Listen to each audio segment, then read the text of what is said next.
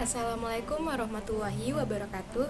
Halo teman-teman, perkenalkan nama saya Alia Fala Sofian dengan NIM 211340028 dari kelas 1A, jurusan Bimbingan Konseling Islam, Fakultas Dakwah, UIN Sultan Maulana Hasanuddin Banten.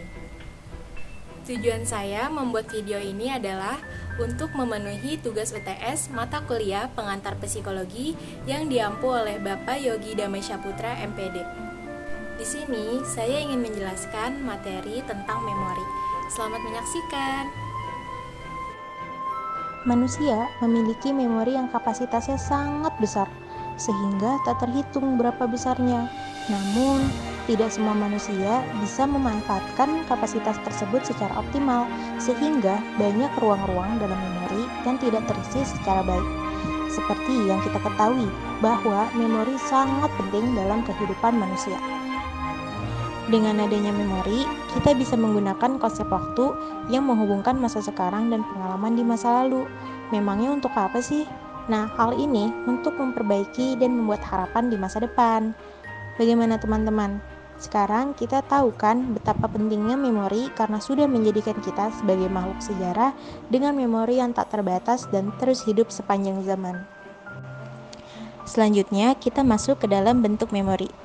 Bentuk memori yang pertama adalah rekognisi, yaitu mengingat kembali sesuatu yang pernah diterima indera, seperti mengingat wajah kawan, lukisan, dan lain sebagainya.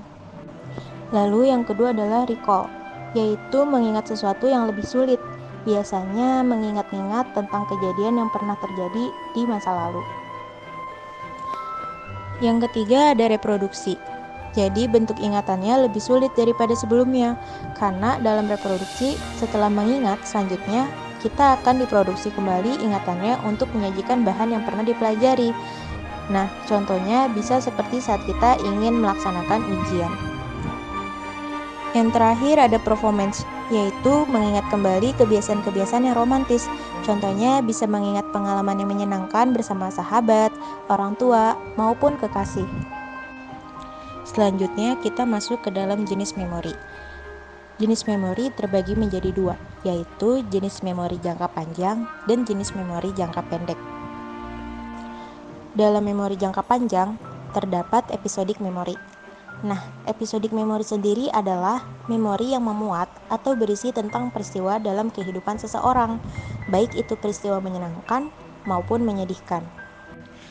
Contoh dalam kasus ini misalnya, ada seseorang masih mengingat kejadian buruk yang ia alami saat waktu kecil, sehingga hal yang menyakitkan itu masih membekas sampai saat ini. Atau kalau dalam kasus lain, misalnya seseorang berhasil memenangkan juara lomba piano, dan masih banyak lagi lainnya. Tentu, ingatan tersebut dapat diingat dalam jangka waktu yang lama. Apalagi memori tersebut menyimpan banyak kenangan yang manis atau bahkan kenangan yang amat buruk, sehingga dapat membuat seseorang sampai merasakan trauma. Dalam memori jangka pendek, salah satunya terdapat memori perantara.